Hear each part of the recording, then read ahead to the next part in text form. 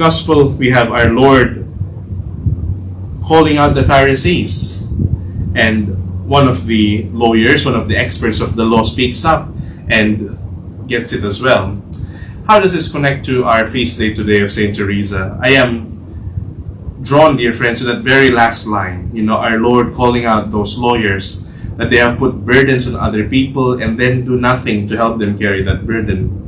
In one of the letters of St. Paul, we are told that we should carry each other's burdens, because that is going to be the reflection of Christ in others.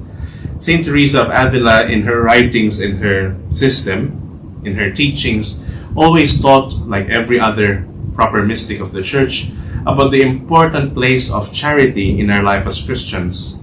It's not something that's optional. In fact, charity, love, is the crown, the queen of all the virtues of the Christian life.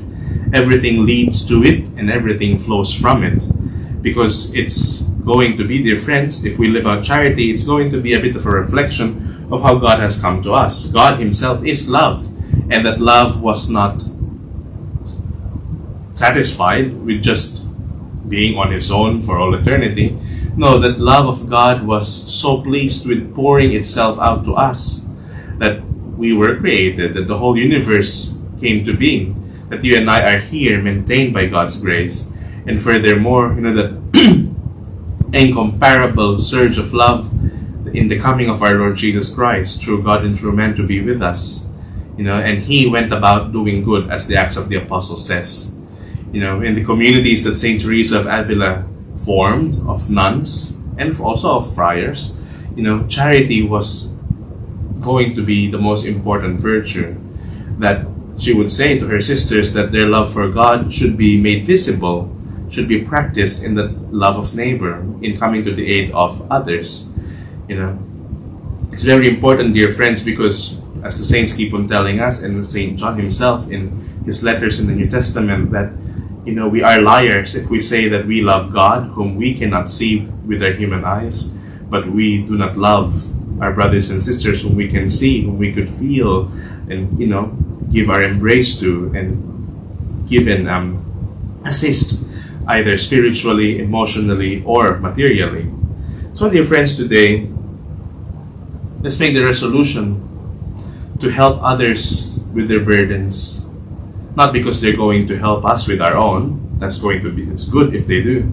But we do it because this is what Christ would have done. This is how we are going to preach Christ to others without saying anything. However, our practice of charity should come from somewhere, because if it's just actions, well, we're going to get tired very soon, And if we miss one particular ingredient, then we just become activists. The world already has many activists. What it needs more these days are saints.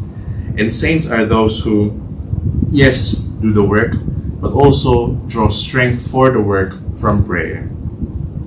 The great teaching of Saint Teresa of Avila is prayer, which is friendship with God. She says in her books that prayer is basically us relating with God as friends relate with each other. Let's go deep into prayer, dear friends. Our vocal prayers, etc., the Mass, the Rosary, they're all very beautiful and very important, and we should never throw them away. But they should lead us also to that personal prayer. What we hear here in the Mass, what we see in the Rosary, what we dream about in our apostolic works, in our helping of the poor, in our consoling of our friends, should draw from prayer, in that friendship with Christ. So, dear friend, you and I today, let's go to that hidden room of our hearts. Let's close the door. Let's sit there with Christ and remain with Him. He wants to spend time with us.